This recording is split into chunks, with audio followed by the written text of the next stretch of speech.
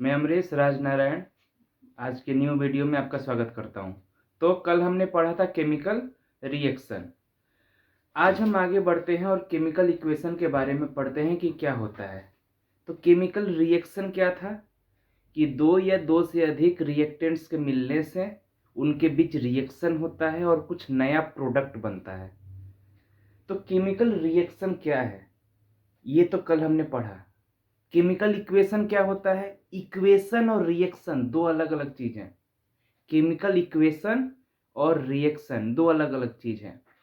Chemical reaction एक प्रक्रिया है, एक प्रोसेस है, और केमिकल इक्वेशन उस प्रोसेस को बताने का तरीका है, उस प्रोसेस को डिनोट करने का तरीका है कि हम बोलेंगे कैसे, हम बताएंगे कैसे, समझाएंगे कैसे, उसको डिनोट कैसे करेंगे ताकि सुंदर लगे।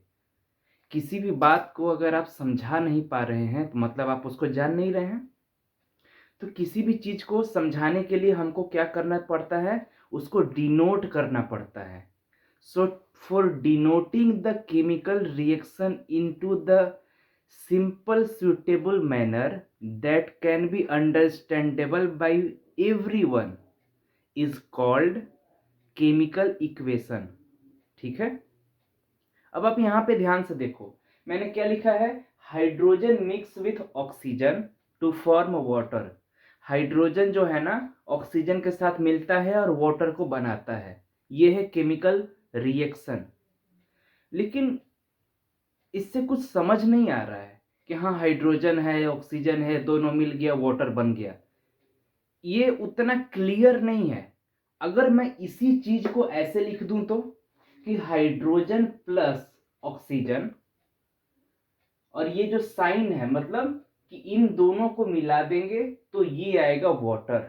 और इससे भी ज्यादा एक्यूरेट क्या है कि आप इनका फॉर्मूला लिख दो, H2 प्लस O2, इन दोनों को मिला देंगे तो क्या बनेगा? ये H2O। तो ये जो दोनों है, ये दोनों क्या है? ये है केमिकल इक्वेशन।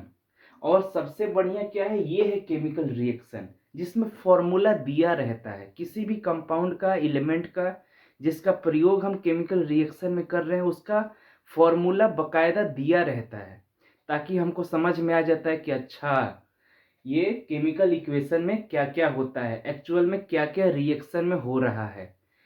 हाइड्रोजन है तो हाइड्रोजन के भी बहुत प्रकार होते हैं, कौन सा हाइड्रोजन है, ऑक्सीजन है तो कौन सा ऑक्सीजन है, कितना ऑक्सीजन है, ये सारा कुछ हमको देखने को मिलता है केमिकल इक्वेशन में। ये तो सबसे पहला डेफिनेशन हुआ कि chemical equation is the way to denote that how many atoms or molecules of the particular compound or element will be participated into the given reaction and what type of product is producing after the reaction। तो chemical equation क्या है? Chemical equation show the total numbers of atoms of each element which are present in the given reactant or product of the chemical reaction। मतलब chemical reaction में जो reactant है, इधर वाले side को क्या बोलते हैं? रिएक्टेंट। इस एरो के लेफ्ट साइड में जो भी होता है उनको कहते हैं रिएक्टेंट, और इसके राइट साइड में जो होता है उनको हम क्या कहते हैं? प्रोडक्ट। रिएक्टेंट के मिलने से प्रोडक्ट बनता है। हमने कल पढ़ा था कि इनका स्टेट कुछ अलग हो सकता है, इनका स्टेट कुछ अलग हो सकता है, इनका कलर कुछ हो सकता है, इसका कलर कुछ हो सकता है। ये सारी चीजें हमने कल पढ़ी थी। अगर आपने कल का वीडियो नहीं देखा है तो उसको पहले देख लो, फिर आप इसके ऊपर आना। अदरवाइज ये आपको आधा अधूरा समझ में आएगा और बार बार वही वही चीज मैं दोबारा दोबारा रिपीट नहीं करने वाला। रिएक्टेंट और प्रोडक्ट के अंदर टोटल जितने एलिमेंट हैं उनमें कितने कितने एटम्स मौजूद हैं, इसका पता लगाने के लिए हम केमिकल इक्वेशन का प्रयोग करते हैं। ठीक है, तो अब ध्यान से देखिए, ये है रिएक्टेंट, ये है प्रोडक्ट। मैं बारी बारी से पता करता हूं कि अच्छा एक बात बताओ, रिएक्टेंट में कौन कौन से एलिमेंट हैं? H मतलब हाइड्रोजन। और कौन कौन से एलिमेंट हैं? ऑक्सीजन। और कोई तो दिख नहीं रहा। इधर की तरफ आ जाते हैं तो हाइड्रोजन है और ऑक्सीजन है। अब आप ध्यान से बताइए कि इसमें कितना एटम है। इसमें 2 एटम है और ऑक्सीजन के भी क्या है, 2 एटम। यहाँ देख रहे हो 2 लिखा हुआ है और यहाँ भी 2 लिखा हुआ है। ठीक है, तो ये 2 हो गया। यहाँ पे बताइए H के कितने एटम हैं हाइड्रोजन के, तो यहाँ क्या है 2 है, तो 2 एटम है। और ऑक्सीजन के क्या है, यहाँ कुछ नहीं लिखा, मतलब यहाँ पे 1 लिखा है। तो ऑक्सीजन के कितने हैं, 1 है। तो इस इक्वेशन से क्या पता चल रहा है आपको कि रिएक्टेंट साइड हाइड्रोजन 2 है, प्रोडक्ट साइड भी हाइड्रोजन 2 है। रिएक्टेंट साइड हाइड्रोजन 2 है लेकिन प्रोडक्ट साइड 1 है। तो एक बात हमेशा ध्यान रखिए कि अगर रिएक्टेंट और प्रोडक्ट में किसी भी एलिमेंट, क्या मैंने बोला, किसी भी एलिमेंट, कोई भी एक एलिमेंट का एटम्स का नंबर रिएक्टेंट में कुछ और आ जाए और प्रोडक्ट में कुछ और आ जाए, तो ऐसे इक्वेशन को हम क्या बोलते हैं, अनबैलेंस इक्वेशन। क्या बोलते हैं, अनबैलेंस इक्वेशन। बैलेंस नहीं है। और बैलेंस इक्वेशन क्या बोलते हैं कि रिएक्टेंट और प्रोडक्ट में जो भी एलिमेंट हैं उन सबका नंबर अगर बराबर बराबर आ जाए, जितना यहाँ पे उतना यहाँ पे, जितना यहाँ पे उतना यहाँ पे, है ना। ये नहीं कह रहे हैं कि यहाँ 2 है तो यहाँ भी 2, नहीं। हाइड्रोजन का एटम्स का संख्या जितना रिएक्टेंट में हो उतना ही प्रोडक्ट में भी होना चाहिए। उसी तरीके से ऑक्सीजन के जो रिएक्टेंट में जो ऑक्सीजन है, मतलब रिएक्टेंट में जो ऑक्सीजन का जितना एटम है उतना ही एटम प्रोडक्ट में भी ऑक्सीजन का होना चाहिए। तब जाकर के इसको हम बैलेंस केमिकल इक्वेशन कहते हैं। तो एक बात यहाँ पे आता है कि बैलेंस इक्वेशन और अनबैलेंस इक्वेशन क्या होता है। ध्यान से सुनिए, बैलेंस इक्वेशन और अनबैलेंस इक्वेशन का मतलब इतना होता है कि एक बैलेंस में हम कोई भी चीज को ऐड कर रहे हैं। जैसे कि जब भी आप एक ऐसा एक एग्जांपल लो कि आप चाय बनाते हैं तो उसमें एक बैलेंस होता है कि इतना दूध लेंगे, इतना पानी लेंगे, इतना चाय पत्ती लेंगे। हर चीज की मात्रा फिक्स होती है, मास फिक्स होता है, अमाउंट फिक्स होता है। अगर आपने उससे ज़्यादा अमाउंट डाला या उससे कम अमाउंट डाला तो आपका वो जो प्रोडक्ट आएगा वो खराब हो जाएगा। आप सपोज ऐसा करो कि आपने चीनी ज़रूरत से ज़्यादा डाल दिया, 1-2 चम्मच की बजाय अगर आपने 10 चम्मच डाल दिया तो क्या वो पीने लायक रहेगा? नहीं रहेगा। और अगर आपने 1-2 चम्मच की बजाय 1-2 चुटकी सिर्फ चीनी डाल दिया तो क्या वो पीने में अच्छा लगेगा? नहीं लगेगा। तो हर चीज़ को बनाने के लिए, कोई भी प्रोडक्ट को पाने के लिए हमको जितनी मात्रा की आवश्यकता होती है उतना ही मात्रा हमको डालना जरूरी है। तब वैसे जो रिएक्शन होते हैं और उनसे जो इक्वेशन आता है उनको हम क्या बोलते हैं, बैलेंस इक्वेशन। लेकिन अनबैलेंस का मतलब क्या है, अनबैलेंस का मतलब है कि हम अपने मन से कुछ भी डाल दिए, है ना। जितना मन किया उतना चीनी डाल दिया, जितना मन किया उतना मैंने दूध डाल दिया, जितना मन किया उतना मैंने पानी डाल दिया, तो सोचो कैसा कैसा प्रोडक्ट बनेगा। उसी तरीके से यहाँ पे आप देखिए कि यहाँ पे हमने डाला है ऑक्सीजन 2, ऑक्सीजन के 2 एटम हैं, लेकिन यहाँ पे प्रोडक्ट में जो है सिर्फ एक ही एटम शो हो रहा है। ऐसा क्यों? ये तो गलत हो गया ना। ठीक है, इसके बाद एक और इसी में हम देखते हैं कि जो केमिकल इक्वेशन है वो क्या बताता है। केमिकल इक्वेशन हमको बताता है conservation of law of mass. हमने क्लास 9th में पढ़ा था कि मास हमेशा कंजर्व रहता है। कहने का मतलब कि यहाँ पे जितना मास आ रहा है, मतलब यहाँ का जो टोटल मास है, mass of the reactant, total mass of the reactant is equal to the total mass of the product. जितना मास रिएक्टेंट का होगा उतना मास प्रोडक्ट का होगा। अब आपने क्लास 9th में पढ़ा होगा तो ये भी आपको याद होगा कि अलग अलग एलिमेंट का अलग अलग एटॉमिक मास होता है, H का अलग होता है, O का अलग होता है।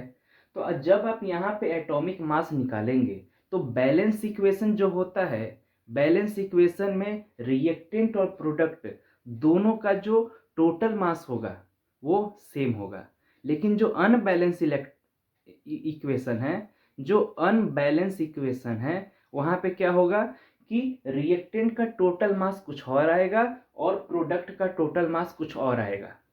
समझ में आ रहा है? तो ये मेन डिफरेंस होता है किसी भी बैलेंस और अनबैलेंस इक्वेशन में।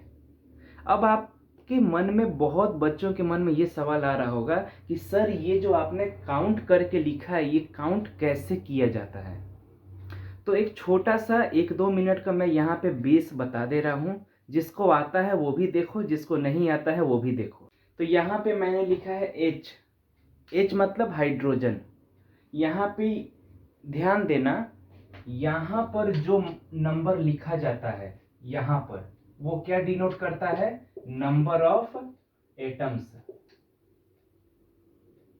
यहाँ पर नीचे में। और यहाँ पर जो लिखा जाता है वो क्या बताता है? Number of molecules, number of molecules. और अगर यहाँ पर कुछ नहीं लिखा है तो हम क्या करेंगे? इसका मतलब कि यहाँ पर 1 है बाय डिफॉल्ट। अगर यहाँ पर कुछ नहीं लिखा है इसका मतलब क्या है कि यहाँ पे बाय डिफॉल्ट क्या है? 1 है। तो यहाँ से क्या पता चल रहा है? इससे H का मतलब कि एक मॉलिक्यूल में, हाइड्रोजन के एक मॉलिक्यूल में सिर्फ एक एटम है। तो यहाँ पे टोटल कितना एटम हो गया? 1। नीचे बढ़ते हैं, यहाँ लिखा है H2। अब देखो यहाँ पे क्या लिखा है? कुछ नहीं। जब यहाँ पे कुछ नहीं लिखा है इसका मतलब क्या है? एक ही मॉलिक्यूल है हाइड्रोजन का, ठीक है, लेकिन उसमें 2 एटम्स हैं। हाइड्रोजन के एक मॉलिक्यूल में 2 एटम्स हैं। इतना समझ में आया? तो टोटल कितना एटम हो गया यहाँ पे? 2, क्योंकि मॉलिक्यूल कितना है? 1। यहाँ पे देखिए, यहाँ पे लिखा हुआ है 3H2। इसका मतलब क्या है? ये 2 क्या बतला रहा है? 2 एटम हैं। और ये 3 क्या बतला रहा है? कि 3 मॉलिक्यूल हैं। मतलब कि हर एक, इसका मतलब क्या हुआ? इसका मतलब हुआ 3 इंटू H2। इसका मतलब हुआ 3 इंटू H2, कि मतलब कि हर एक मॉलिक्यूल में, हाइड्रोजन के हर एक मॉलिक्यूल में 2 क्या है? 2 एटम्स हैं। और मैं कितना ले रहा हूं मॉलिक्यूल? मैं 3 मॉलिक्यूल ले रहा हूं। तो एक में 2 एटम है, तो 3 में कितने हो जाएंगे? 6 एटम हो जाएंगे ना। 3 में 6 एटम्स हो जाएंगे। अब हम और आगे बढ़ते हैं और देखते हैं और बहुत सारे एग्जांपल्स इसी में। यहाँ पर लिखा हुआ है H2SO4। ये क्या है? एक मॉलिक्यूल है, एक कंपाउंड है। अच्छा बताओ, सबसे शुरुआत में यहाँ क्या लिखा हुआ है? कुछ नहीं। इसका मतलब कि कितना यहाँ पे मॉलिक्यूल है? एक मॉलिक्यूल है।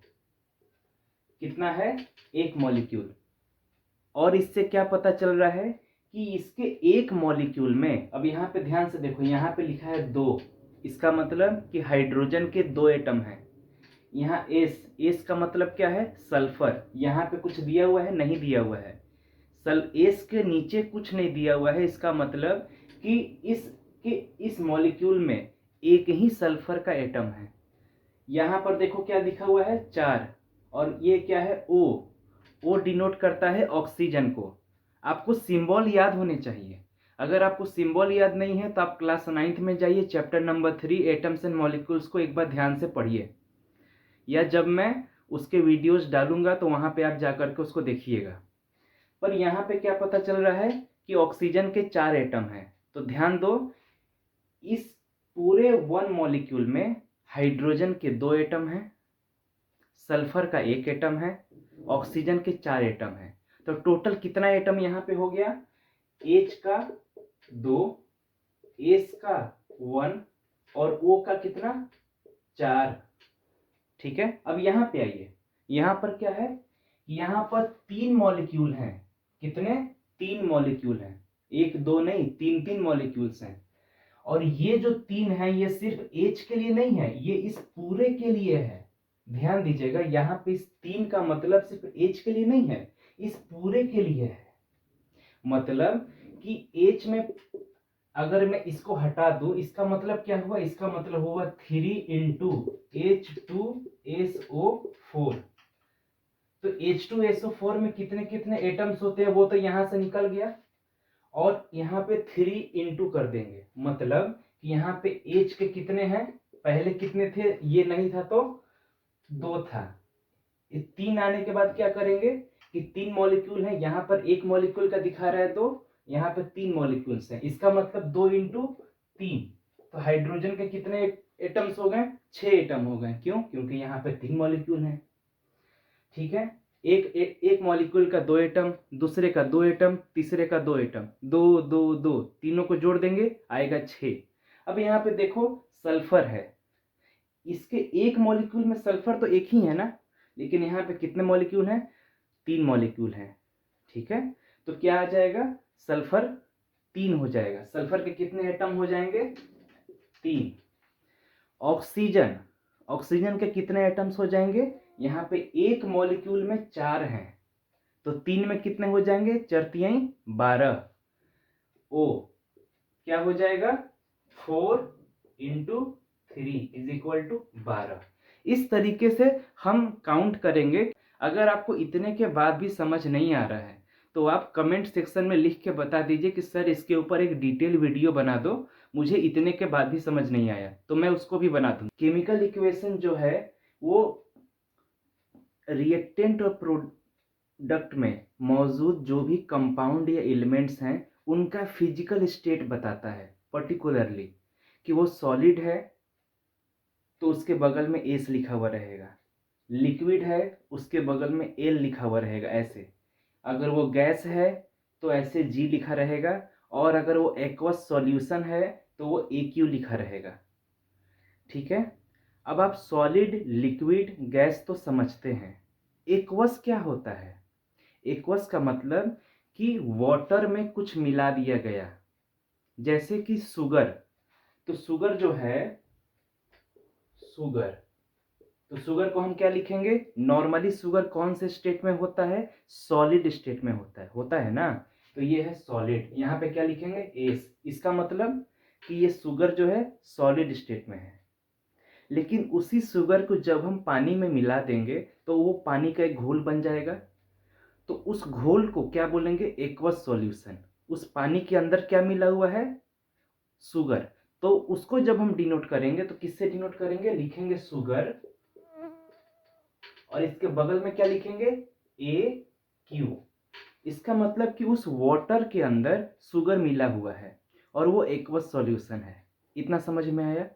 ठीक है, उसी तरीके से कभी कभी आप देखते होंगे कि वाटर को हम कितने तरीके से लिख सकते हैं। अगर हमने लिखा H2O एस, इसका मतलब क्या हो गया कि ये है आइस, मतलब वाटर जो है वो सॉलिड फॉर्म में है, इसका मतलब हो गया आइस, मतलब बर्फ।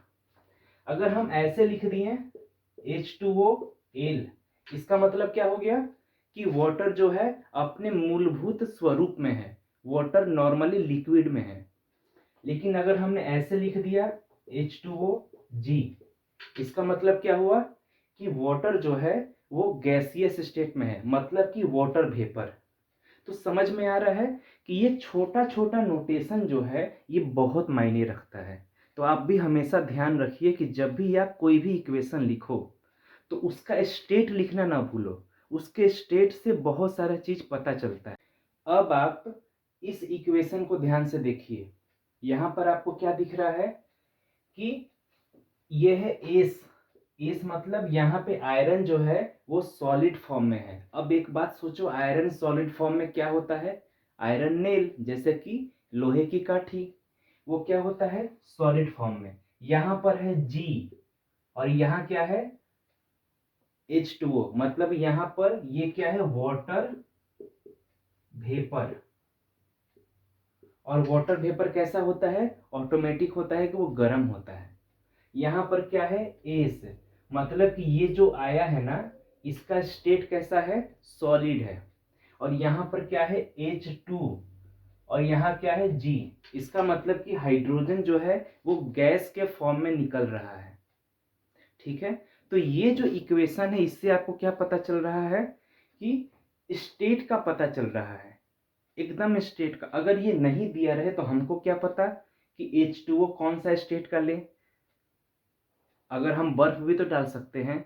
क्या इसके साथ अगर मैंने एक नॉर्मल वाटर डाल दिया तो क्या ये रिएक्शन होगा? नहीं होगा, क्योंकि ये रिएक्शन तभी पॉसिबल है जब वाटर जो हो वो गैसियस स्टेट में हो। अगर हमने उसका स्टेट बदला तो ये रिएक्शन जो है वो कभी नहीं होगा। ठीक है। और जो प्रोडक्ट में दिखा रहा है ये एस का मतलब क्या है कि ये जो फेरिक ऑक्साइड है ये सॉलिड के फॉर्म में ही आएगा। ऐसा नहीं है कि लिक्विड के फॉर्म में आ जाएगा, या ऐसा नहीं है कि एक्वस के फॉर्म में आ जाएगा। ठीक है। तो ये इतना महत्वपूर्ण है, कोई इस पर ध्यान नहीं देता। अरे लिखो ना, जैसे लिखा रहा लिखो। ऐसा नहीं करना है। अगर आप ऐसा करेंगे एग्जाम में मार्क्स कटने के हाई चांस हैं। ये छोटी छोटी मिस्टेक्स आप बिल्कुल नहीं करेंगे। केमिकल इक्वेशन का तीसरा जो डेफिनेशन है वो ये है कि केमिकल इक्वेशन ये बतलाता है कि कोई भी रिएक्शन किसी एक पर्टिकुलर कंडीशन पे हो रहा है तो कैसे हो रहा है। पर्टिकुलर कंडीशन का मतलब कि उस इक्वेशन को होने के लिए और उस रिएक्शन के होने के लिए क्या कोई हम टेम्परेचर दे रहे हैं, क्या कोई हम प्रेशर अप्लाई कर रहे हैं, क्या कोई हम एनर्जी दे रहे हैं, इलेक्ट्रिसिटी दे रहे हैं, लाइट दे रहे हैं, या किसी भी और प्रकार का कोई एनर्जी हम दे रहे हैं, या कोई एनर्जी निकल रहा है। ये सारी चीज़ों को बताने के लिए जो यूज होता है वो यूज होता है केमिकल इक्वेशन। आप ध्यान से देखते होंगे कि कोई भी, अच्छा ये सब कैसे हम बतलाते हैं, तो ये जो एरो है ना, एरो के ऊपर लिख करके हम बतलाते हैं कि इस स्पेशल कंडीशन पर ये वाला रिएक्शन हो रहा है। अगर हम ये नहीं लिखेंगे और इसको लाख कराने का हम प्रयास करेंगे, ये रिएक्शन होगा ही नहीं। आप ध्यान से देखिए, यहाँ पर ये है कार्बन मोनोऑक्साइड CO, है ना, ये गैसियस फॉर्म में है। यहाँ पर है हाइड्रोजन गैस, ये भी गैसियस फॉर्म में है। और ये गैसियस फॉर्म में होने के बाद दोनों जब मिलेंगे तो बनेगा CH3OH। ठीक है। ये एक एल्कोहल है जो कि लिक्विड स्टेट में है। लेकिन ये रिएक्शन कब होगा? जब हम 340 एटमॉस्फेरिक प्रेशर देंगे। ये स्पेशल प्रेशर लिखा हुआ है, इससे ज़्यादा भी नहीं देंगे और इससे कम भी नहीं देंगे, एकदम डिट्टो। इतना अगर हम प्रेशर अप्लाई करेंगे तब जाकर के ये बनेगा। और अगर इतना प्रेशर हम नहीं अप्लाई करेंगे तो ये रिएक्शन नहीं होगा। तो बताइए, इस चीज को दिखाने के लिए हमने इसके ऊपर लिख दिया 340 ATM। ATM मतलब एटमॉस्फेरिक प्रेशर। तो कितना आसान हो गया। ऐसे तो नॉर्मल हवा में, हमारे एयर में हाइड्रोजन भी है और कार्बन मोनोऑक्साइड भी है, तो क्यों नहीं ये वाला जो कंपाउंड है अल्कोहल हमेशा बनते रहता है? क्योंकि इतना प्रेशर नहीं है। इतना प्रेशर अगर ला दिया जाए तो ये ऑटोमेटिक बन जाएगा। तो समझ में आया आपको ये कितना इंपॉर्टेंट है? और ये कैसे शो हो रहा है? केमिकल इक्वेशन के सहायता से शो हो रहा है। अगर ये केमिकल इक्वेशन नहीं रहता तो सोचो इसको हम लाइन में लिखते तो कितना बड़ा हो जाता कि when carbon monoxide is reacted with the gaseous form of hydrogen, then this will be form of the state liquid at the given 340। कितना बड़ा होता और इरिटेटिंग भी होता है। एकदम दो दो तीन तीन लाइन, चार चार लाइन लग जाते हैं। और यहाँ पर एकदम देखो कितना साफ दिख रहा है। अगर आपको पढ़ने आता है तो आप बहुत आसानी से इसको पढ़ पाएंगे। ये एग्जाम्पल है फोटोसिंथेसिस का। फोटोसिंथेसिस में क्या होता है कि प्लांट जो है सनलाइट की सहायता से अपना फूड बनाता है। ध्यान दे दीजिए, यहाँ पर सबसे पहले क्या है? CO2, carbon dioxide. और ये क्या है? एक्वस, AQ मतलब कि पानी में मिला हुआ कार्बन डाइऑक्साइड। ठीक है। और यहाँ पे ये है H2O, वाटर। तो पानी के अंदर, वाटर के अंदर मिला हुआ H2O, और ये जो हम लेंगे, और यहाँ पर ये सनलाइट के प्रेजेंस में, यहाँ पे इसको लिखने का मतलब क्या है? इसको लिखने का मतलब है कि ये सनलाइट और क्लोरोफिल दोनों रहेगा, तब इन दोनों के मिलने से, ये दोनों क्या हैं? रिएक्टेंट हैं। इन दोनों के मिलने से क्या बनेगा? आपका बनेगा C6H12O6। ये क्या है? ग्लूकोज है, और यही है प्लांट का फूड। ठीक है। ये जो ग्लूकोज है ये कैसा बन रहा है? एक्वस फॉर्म में बन रहा है। वाटर के अंदर मिला हुआ फॉर्म में बन रहा है। बार बार मैं इस चीज़ को रिपीट कर रहा हूँ क्योंकि दिमाग में आपके बैठ जाए। और क्या बन रहा है? ऑक्सीजन बन रहा है। लेकिन ध्यान देने वाली बात क्या है कि ऑक्सीजन एक्वस फॉर्म में है, गैसियस फॉर्म में नहीं है। मतलब वाटर के अंदर मिला हुआ है ऑक्सीजन। और यहाँ पर क्या है? वाटर खुद है लिक्विड फॉर्म में, जैसा कि होता है। तो ये टोटल क्या हुआ? फोटोसिंथेसिस का रिएक्शन हुआ। अगर आप यहाँ पर ये छोटा छोटा लिखने में गलती करेंगे तो गलती हो जाएगा। दूसरा, यहाँ पे सनलाइट का प्रेजेंस और क्लोरोफिल का प्रेजेंस बहुत इंपॉर्टेंट है। इन्हीं के प्रेजेंस में ये टोटल रिएक्शन होगा। अगर ये दोनों में से एक भी नहीं रहेंगे, ये टोटल रिएक्शन कभी नहीं होगा। मान लो रात का समय है, अभी रात का समय हो रहा है, तो अभी भी तो हवा के अंदर क्या है? कार्बन डाइऑक्साइड है, जो कि वाटर में आसानी से डिजॉल्व हो जाएगा। ये क्या है? वाटर ऑलरेडी अवेलेबल है। लेकिन क्या अभी फोटोसिंथेसिस पॉसिबल है? रात के समय पॉसिबल है? बिल्कुल पॉसिबल नहीं है। क्यों नहीं पॉसिबल है? क्योंकि सनलाइट नहीं है ना। सनलाइट जब तक नहीं रहेगा ये रिएक्शन नहीं हो पाएगा। इतना इसका वैल्यू है। ठीक है, तो हम ऐसा नहीं है कि हम क्लोरोफिल को ऊपर नहीं लिख सकते, क्लोरोफिल को भी ऊपर लिख सकते हैं, सनलाइट को नीचे लिख सकते हैं। मतलब कि हमारी जो भी पर्टिकुलर कंडीशन है जिसके ऊपर कोई भी रिएक्शन हो रहा है, उसको इस एरो के ऊपर लिखो, नीचे लिखो, जहां मन वहां लिखो, आपके ऊपर निर्भर करता है। ठीक है, एक छोटा सा पॉइंट और है कि कभी कभी आप देखेंगे कि एरो के ऊपर ऐसे एरो है, ए प्लस बी है और यहाँ पर सी प्लस डी है। ये क्या है? रिएक्टेंट। ये क्या है? प्रोडक्ट। तो यहाँ ऊपर में ऐसे ट्राइंगल बना रहेगा। ये ट्राइंगल का मतलब क्या है? हीट। इसका मतलब क्या है? हीट। हीट मतलब टेम्परेचर। इसका मतलब कि इन दोनों को मिलाने के लिए हम हीट दे रहे हैं। मतलब हीट के प्रेजेंस में इन दोनों को जब मिलाएंगे तो सी और डी बनेगा। अगर ये नहीं मिलाएंगे तो सी और डी नहीं मिल पाएगा। तो किसी भी हीट को शो करने के लिए हम छोटा सा ट्राइंगल साइन का यूज करते हैं एरो के ऊपर। ठीक है, तो ये केमिकल इक्वेशन का 3 मेन पॉइंट्स था। कल हमने केमिकल रिएक्शन का 3 मेन पॉइंट्स पढ़ा। ठीक है, अब हम नेक्स्ट जो आप वीडियो आएगा उसमें हम बैलेंसिंग ऑफ केमिकल इक्वेशन पढ़ेंगे। अभी तक हम केमिकल इक्वेशन को बैलेंस नहीं करना सीखें और बहुत ज़रूरी है। तो कहीं कहीं पे आप देखेंगे कि मैंने बिना बैलेंस किए लिख दिया है, तो उसको आप अन्यथा मत लेना, गलती मत लेना। ठीक है, तो कल हम जब नेक्स्ट जो मेरा वीडियो आएगा उसमें हम क्या पढ़ेंगे? बैलेंसिंग ऑफ केमिकल इक्वेशन, जो कि बहुत ज़रूरी है। और इसको आप तभी सीख सकते हैं जब इन सारे पॉइंट्स को आपके दिमाग में होना चाहिए।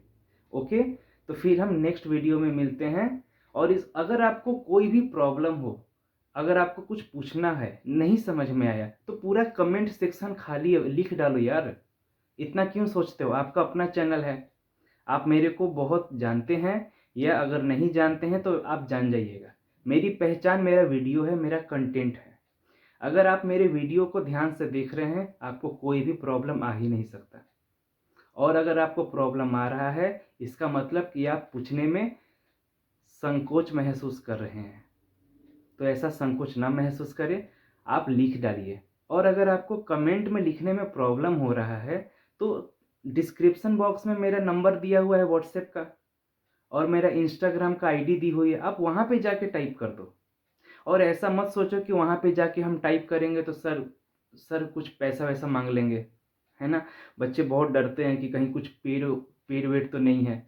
आजकल मैसेज आते हैं कि सर आप जो वीडियो डाल रहे हैं वो पेड है या फ्री है। अरे यूट्यूब पे वीडियो क्या है? फ्री है एकदम। दबा के देखो, दबा के शेयर करो। ओके, तो ठीक है, इसको पढ़िए और आनंद लीजिए।